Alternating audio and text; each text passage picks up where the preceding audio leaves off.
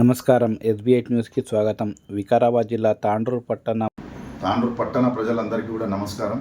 నేను Santosh Goud, BRS senior నాయకుని. నిన్న ఏదైతే మన గౌరవ మున్సిపల్ చైర్పర్సన్ గారు నా పైన ఒక అభియోగం చెప్పారు.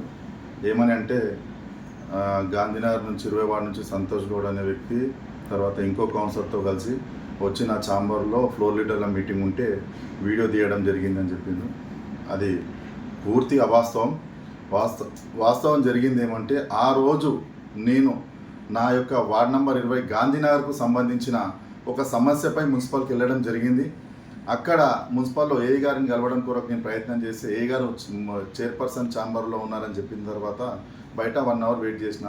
అయినా కూడా రాలేకపోయే వరకు నేనే వెళ్ళే వరకు అక్కడ ఇద్దరు తాండూరు టౌన్కి చెందిన 2 ఏఈలు, ఒక కమిషనర్ గారు, వైస్ చైర్మన్ గారు, చైర్పర్సన్ గారు, అన్ని పార్టీలకు చెందిన ఫ్లోర్ లీడర్ గారు, కాంగ్రెస్ పార్టీ నుంచి హబీబ్ లాలా గారు, కిరణ్ గారు, బీజేపీ పార్టీ నుంచి ఇర్షాద్ గారు, అనిల్ గారు, వీళ్ళందరూ కూడా అక్కడ కూర్చొని ఉన్నారు. నేను మేడం గారికి రిక్వెస్ట్ చేసిన, మేడం ఒక్క నిమిషం మాట్లాడి వెళ్ళిపోతాం మేడం అంటే వాళ్ళందరి ముందు నన్ను ఇన్సల్టింగ్గా మాట్లాడిన తర్వాత సరేలే అన్నట్టు నేను అక్కడిని వెయిట్ చేయమంటే వెయిట్ చేసిన.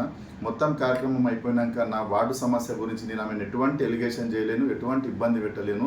మేడం, నా వార్డులో నాకు తెలియకుండా కొన్ని పనులు జరుగుతున్నాయి. నేను గత నెల రోజుల నుంచి మా దగ్గర శానిటేషన్కి సంబంధించి, డ్రైనేజీకి సంబంధించి వర్షాకాలం వస్తుంది కాబట్టి ఒక డ్రైనేజ్ సమస్య, తర్వాత 2-3 చిన్న జేసీబీకి సంబంధించిన సమస్యలు ఉంటే నెల నుంచి అడిగితే నాకు ఎటువంటి సహకారం అందించకుండా సడన్గా మా జేసీబీ మా వార్డులో వచ్చిందని నాకు ఫోన్ చేస్తే నేను శానిటేషన్ ఇన్స్పెక్టర్ అడిగితే సరైన సమాధానం రాలేదు. నేను మేడం గారికి ఒకటే కోరిన, మేడం ఇది రావడం కరెక్టే కాదనట్లే, కాకపోతే చెప్పి రావడంతో మేము ఎక్కడైతే వర్క్ ఉందో అక్కడ చేసుకోవడానికి అవసరం ఉంటుంది కదా అని చెప్పి దీని విషయంలో మాట్లాడినా. ఆ రోజు వైస్ చైర్పర్సన్ గారు రజాక్ భాయ్ గారు మధ్యలో ఈ యొక్క సమస్యని పరిష్కారం చేసి, లేదు ఇప్పటి నుంచి అట్లా ఏం జరగదని చెప్పి పంపడం జరిగింది. ఇంతే, మీరు ఎవరు అడిగినా కూడా ఆ రోజు చైర్పర్సన్ ఛాంబర్లో ఉన్న ప్రతి ఒక్కరు కూడా ఈ విషయాన్ని మీకు వివరిస్తారు. అలాగే చైర్పర్సన్ గారు తెర ముందు ఒకటి, తెర వెనుక ఒకటి. మీరు ఏమన్నా చెప్పేది ఉంటే వాస్తవాలు చెప్పాలి. మీరు వైస్ చైర్పర్సన్ పక్కన ఉన్నారు, అంతమంది 5-6 మంది కౌన్సిలర్లు ఉన్నారు. నేను ఉన్నది ఏంది, నా సమస్య కొరకు వచ్చినా వెళ్ళిపోయినా, నేను వీడియోలు తీసి బ్లాక్మెయిల్ చేసే రకం కాదు. నేను ఏమున్నదో నా సమస్య కొరకు వచ్చినా నా సమస్య పరిష్కారం చేసుకున్నా. వైస్ చైర్పర్సన్ గారు చేసిన సమస్య పరిష్కారం కూడా చైర్పర్సన్ చేయలేదు. మళ్ళీ ఆమె ఏమీ సహకారం లేదు, కూర్చుంది అట్లే. వైస్ చైర్పర్సన్ గారు ఏం చేశారంటే బాధ్యత తీసుకొని అక్కడ ఉన్న మా వార్డులో ఉన్న ఆఫీసర్కి మాట్లాడి ఇట్లా జరగకూడదు, తప్పు, భవిష్యత్తు ఇట్లాంటివి పునరావృతం కావద్దని చెప్పడం జరిగింది. దాని తర్వాత కొంతమంది సోదరులు, మా తోటి కౌన్సిలర్లు కొంతమంది ఏమంటున్నారంటే, వార్డులో అభివృద్ధి జరిగినప్పుడు సహకరించాలి, ప్రజాపాలన లోపల అభివృద్ధి జరిగితే మా తోడుగా నడవాలి, మీకు అన్ని చాలా సంతోషం బ్రదర్, మీరు చెప్పారు కదా. ఒక్కటి గమనించాలి, మా పక్క వార్డులే ఉంటారు మీరు కూడా. నా వార్డులో ఒక వాటర్ ట్యాంక్ కొరకు 4 సార్లు ఫోన్ చేయాల్సి వస్తున్నది. ఒక స్తంభానికి లైట్ పోతే వారం ఎదురు చూడాల్సి వస్తున్నది. ఒక మార్చి 2వ తేదీ కంప్లైంట్ పెట్టిన, మంచినీటిలో డ్రైనేజ్ వాటర్ కలిసి వాటర్ సమస్య వస్తుంది అని చెప్పి మార్చి 2వ తారీఖు చెప్తే ఏప్రిల్, మే, జూన్, జూలై 4 నెలలు అవుతుంది. మీ ప్రజాపాలన చూసుకో, ప్రజాపాలన చెప్తున్నావు కదా ప్రజాపాలన అని చెప్పి. నీ వాళ్ళ జరిగితే ప్రజాపాలన కదా, అన్ని వాళ్ళ జరిగితే ప్రజాపాలన అంటారు. మీరు రూలింగ్ గవర్నమెంట్ వాళ్ళ గల్లీలో ప్రజాపాలన చేసుకొని దేశమంతా ప్రజాపాలన చేసినామంటే కాదు. అది నా దగ్గర సమస్య ఉంది, రేపు వస్తారంటే ఓపెన్ ఛాలెంజ్ చేస్తున్నా. మీరు ఎంతమంది కౌన్సిలర్లు వస్తారా రండి, చైర్పర్సన్ వస్తారా రండి, వైస్ చైర్పర్సన్ వస్తారా రండి, సమస్య నేను చూపిస్తా. నా దగ్గర డ్రైనేజ్ సమస్య చూపిస్తా. నా దగ్గర మంచినీటి నీళ్ళలో డ్రైనేజ్ లీక్ అయిందని చెప్తే ఇప్పటి వరకు సమస్య పరిష్కారం కూడా కాలేదు. ఒక లైట్లు లేవు, ఒక డ్రైనేజ్ లేదు, ఒక నీటి సరఫరా లేదు, ఒక వాటర్ ట్యాంక్ లేదు. ఒక్క వాటర్ ట్యాంక్ వరకు 4 సార్లు ఫోన్ చేస్తే మళ్ళీ మీరంట మాకు సహకరిస్తున్నారంట. ఏడ సహకరిస్తున్నారు, ఎక్కడ సహకరిస్తున్నారు? ఫ్లెషింగ్ చేసి ప్రతిసారి ఫ్లెషింగ్. ఒక్కటి గమనించండి, తాండూరు మొత్తం అన్ని వార్డులో ఫ్లెషింగ్ చేసిరు. నా వాడు కొద్దిగా స్లమ్ వార్డు ఉంది, నా దగ్గర ఫ్లెషింగ్ అయితే ఏం చేయాలి? ఫ్లెషింగ్ చేస్తే ఇప్పుడు ఒక బోర్ ఇచ్చిరండి నా వాడుకు. ఒక్క బోర్ ఇచ్చినప్పుడు కొత్త బోర్ ఇచ్చారు, మోటార్ ఇచ్చారు, సంతోషం. ఇప్పుడు ఒక బోర్ మోటార్ ఇస్తే నేను ఏం జీవితాంతం వీళ్ళ కృతజ్ఞత పడి ఉండాలన్నా? గాంధీనగర్లో పైసలు ట్యాక్స్ కడతలేమా? మా ప్రజలు ఎవరు ట్యాక్సులు కడతలేరా? గాంధీనగర్ నుంచి మీకు రెవెన్యూ వస్తలేదా? మీకెందుకు కృతజ్ఞతలు చెప్పాలి? మీరు సరైన సమయం లోపల సరైన విధంగా మీరు మా సమస్యకు స్పందిస్తే మేము ఖచ్చితంగా మీకు కృతజ్ఞత చెప్తాం. మీరు మమ్మల్ని విసిగించి ఒక్కసారి అడిగితే ఎప్పుడో 4 రోజులకు 5 రోజులకు పంపించి మళ్ళీ మీకెళ్ళి కృతజ్ఞత అంట. ఎందుకండి కృతజ్ఞత? ఇప్పుడు మా కౌన్సిలర్ గారు చెప్తారు, ఇప్పుడు మా జోబులకి వెళ్ళి వేయలేం, ఒప్పుకుంటున్నాం మేము కూడా. మీ జోబులకి వెళ్ళి ఇస్తున్నారా? లేదా మీ చైర్పర్సన్ జోబులకి వెళ్ళి ఇస్తున్నారా? ఇదంతా మున్సిపల్ ఫండ్. ఇది మున్సిపల్ లోపల ట్యాక్స్ కట్టిన తర్వాత గవర్నమెంట్ నుంచి కూడా అంత ప్రజలు కట్టిన ట్యాక్స్ అని వచ్చిన పైసలతోని డెవలప్మెంట్ చేస్తారు. చేస్తే కూడా దానికి మీకెందుకు కృతజ్ఞత ఎప్పుడు చెప్పాలంటే, మేము సమస్య ఈరోజు ఫోన్ చేసినాం అనుకోండి, ఈరోజు లేకున్నా పర్లేదు, రేపు రిప్లై చేయండి, మేము కృతజ్ఞత చెప్తాం. మీరు కృతజ్ఞత అడుక్కోవడం మేము ఇది కొత్తగా మీరు చేస్తున్నారు మాకు తెలుస్తుంది, కానీ ఎప్పుడు చేస్తున్నారు ఈరోజు చెప్తే ఇంకో 4 రోజులకు చేస్తున్నారు. మా సోదరునికి ఒకటే చెప్తున్నా, చాలాసార్లు మీరు గమనించాలి సోదరా, చాలాసార్లు నా వాళ్ళలో సమస్య రాకుంటే నీ వాళ్ళకు వచ్చిన జేసీబీ అయిన డ్రైవర్ రిక్వెస్ట్ చేసుకొని 5-5 నిమిషాలు పని చేయించుకున్నాను. తెలుసా నీకు ఈ విషయం? నీ వాళ్ళలో వచ్చిన జేసీబీతో నా వాళ్ళ పని చేయించుకున్నా. నా సమస్య నాకు తెలుసు, మీకు తెలియదా? కూర్చొని మాట్లాడుతున్నారు. తాండ్రులో చాలా సమస్యలు ఉన్నాయి, నీటి సమస్య ఉన్నాయి, దానిపైన దృష్టి పెట్టుండి. గవర్నమెంట్ హాస్పిటల్ తీసుకుపోతున్నారు, దానిపైన దృష్టి పెట్టుండి. తాండ్రులో జనాభా పెరుగుతున్నది, ఒక కాలేజ్ తీసుకురండి గవర్నమెంట్స్కి మాట్లాడి.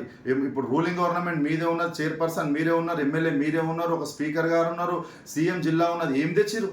ఏమీ లేదు. ఉన్న ఖనిజాలన్నీ ఇక్కడ నుంచి ఉన్న లాభాలన్నీ కొట్టుకుపోవడమే. ఎందుకు మీకు మీకు లేదు ప్రేమ, మీ ఎమ్మెల్యేకి లేదు ప్రేమ. ఏమనంటే గతంలో జరిగింది చెప్తారు. గతంలో ఎవరున్నారు? ఇప్పుడున్న చైర్పర్సన్ గారు గతంలో ఏ పార్టీలు ఉన్నారు? అప్పుడు ఆమె కూడా బీఆర్ఎస్ పార్టీలోనే ఉండే కదా. ఇప్పుడు అఫ్ఫుబాయ్ గారు మాట్లాడారు. అఫ్ఫుబాయ్ గారు అప్పుడు పట్టణ అధ్యక్షుడు బీఆర్ఎస్ పార్టీలా, వాళ్ళ భార్య కౌన్సిలరు.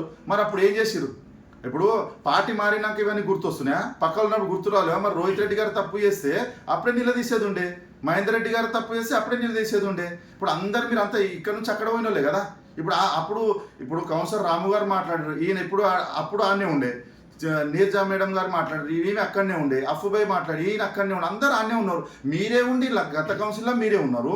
మీరు ఇప్పుడు వచ్చి విమర్శిస్తున్నారు. రేపు ఇంకో పార్టీ జంప్ అయినారు అనుకో, మళ్ళీ ఈ పార్టీని విమర్శిస్తారా? ఏమన్నా మాట్లాడితే కాంగ్రెస్ గవర్నమెంట్ ఇచ్చింది. అరే ఇయ్యని మా ప్రజలకు సేవ చేస్తే మంచిగా, ప్రజలు గమనిస్తలేరా? గవర్నమెంట్ హాస్పిటల్ తీసుకొని పోతున్నారు. వాటిపైన దృష్టి పెట్టండి. తాండ్రుకి ఏమేమి డెవలప్ చేసి అది చెప్పండి. వాళ్ళ ఒక్క వార్డులన్న వాటర్ ఉన్నాయి కరెక్ట్, దానిపైన దృష్టి లేదా? లైట్లు వెలుగుతున్నాయి, వీధి లైట్లు చూడండి ఒకసారి. దానిపైన శ్రద్ధ లేదు. ఎంతసేపు ప్రతిపక్షాల మీద ఏడవడము. ప్రతిపక్షాలు మాకు మంచి పని చేయండి కృతజ్ఞత చెప్పడానికే రెడీ ఉన్నాం. ఒక బహిరంగ సభ చెప్పి మేము కృతజ్ఞత చెప్తాం. మా పార్టీలో మా సీనియర్ నాయకులు మాకు అది నేర్పలేరు. ఏదున్నా కూడా కలిసి చేసుకోండి అనే చెప్పారు. మాకు అట్లాంటి మీరు పనులు చేసిరనుకోండి 100% మీకు ఒక మీటింగ్ పెట్టి మరీ కృతజ్ఞత చెప్తాం. అది కూడా చూసుకోండి మీరు. అంతేగాని ప్రతిసారి మేము ఇది చేసినాం, ఏం చేసిరు చెప్పండి. ఇప్పుడు నా గాంధీనగర్కి నేను అడుగుతున్నా, మేడం గారు నిన్న కూడా అంటున్నారు, వాళ్ళకి అది ఏం చేసిరు? ఒక బోర్ ఇచ్చిరు. 6 నెలల్లో 4 నెలలు కంప్లీట్ అయిపోయింది. ఒక బోర్ ఇచ్చిరు. అది కూడా గవర్నమెంట్కి వెళ్ళి వచ్చి ఒక బోర్ ఇచ్చారు. ఇంకేం చేసారు? లైట్లకు రారు, మంచినీటి వాటర్ సమస్య ఉందంటే రారు, నీటి ట్యాంకర్ పంపించరు.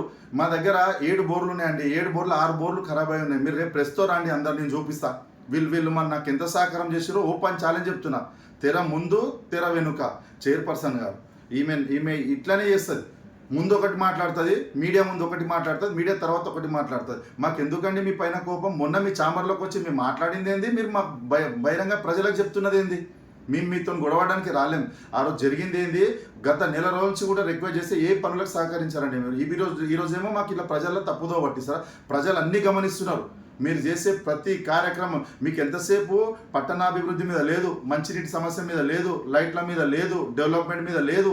ఎంతసేపు ప్రతిపక్షాల మీద బట్ట కాల్చి మీదేయాలి, ఇక వాళ్ళే చూసుకుంటారన్న చందంగా మీ ప్రవర్తన ఉన్నది. దయచేసి పద్ధతి మార్చుకోండి. మేము ఎప్పుడు కానీ పట్టణ ప్రగతికి మీకు సహకారం అందించడానికే మేము సిద్ధంగా ఉన్నాం. కాకపోతే మీరు కూడా మా సహకారం తీసుకోవడానికి సిద్ధంగా ఉండండి. అంతేగాని ఏదో ఒకటి నోటుకు వచ్చింది మాట్లాడి చేతులు దులుపుకుంటే ఊకునేది లేదు. ఖచ్చితంగా ఆ రోజు నేను మళ్ళీ కూడా చెప్తున్నా, ప్రెస్ ముఖంగా ఆ రోజు డేట్ లోపల ఒక 5-6 మంది కౌన్సిలర్లు, వైస్ చైర్పర్సన్ గారు ఉన్నారు. నేను వచ్చింది నా వార్డు సమస్య కూడా అంతే మాట్లాడి వెళ్ళిపోయినా తప్ప మిగతా విషయాలతో నాకు సంబంధం లేదు. ఆ చైర్పర్సన్ గారిని కించపరచాలనే ఉద్దేశం మాకు లేదు. ఒక మహిళా చైర్పర్సన్ని ఏ విధంగా మర్యాద చేయాలో అదే విధంగా చేస్తాం.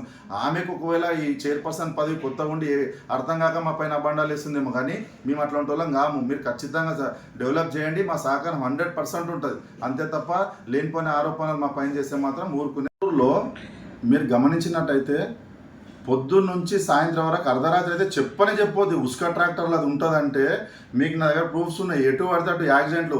మొన్న ఒక గవర్నమెంట్ టీచర్నే గుద్దింది ఉస్కా ట్రాక్టర్. అంతకుముందు రోజు పాతాండ్రులో ఒక ఇంటికే గుద్దింది ఉస్కా ట్రాక్టర్.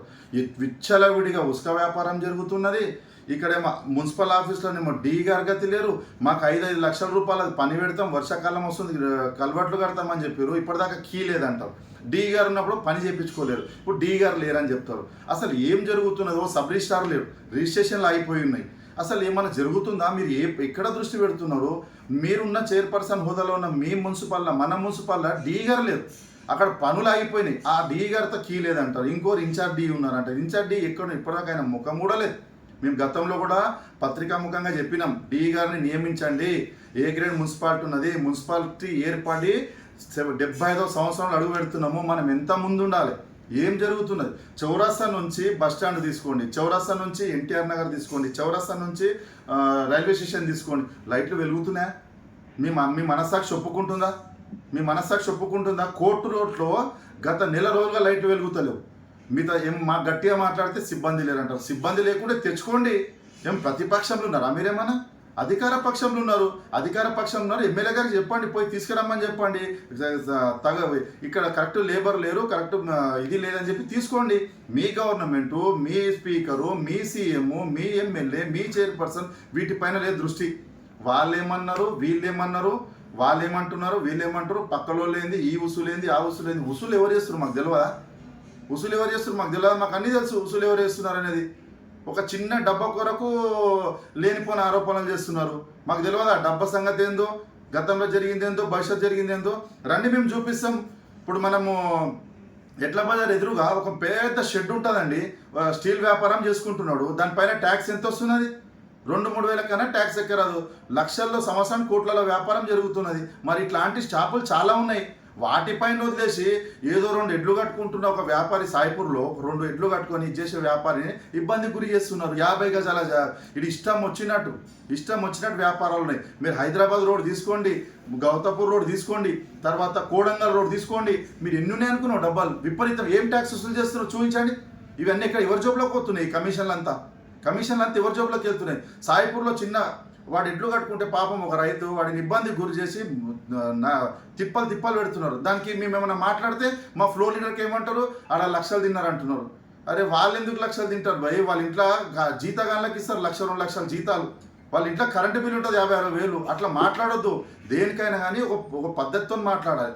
ఆడ వేరే లేవా? రండి మేము చూపిస్తాం రండి. మాతో పాటు ఎన్నెన్ని డబ్బాలు ఉన్నాయి, ఎక్కడెక్కడ ఏమేమి ఉన్నాయి, వాటి జోలికి ఎందుకు పోతలేరు? మీరు చౌరస్తా నుంచి ఇక్కడ ఎన్టీఆర్ నగర్ దగ్గర తీసుకోండి, మీరు ప్రతి షాప్ చూసుకోండి, వసూలు చేస్తున్నారు ట్యాక్సులు. వసూలు చేయకుంటే ఎవరి జోబులోకి పోతున్నాయి? రెసిడెన్స్ నెంబర్లు తీసుకొని కమర్షియల్ యూజ్ చేస్తున్నారు. వాటిపైన లేదు మీకు ధ్యానం. వాటిపైన ఎవరు ధ్యానం పెడుతున్నారు? ఎంతసేపు పక్కపాటుల మీద అని చెప్పడం తప్ప వేరే లేదు.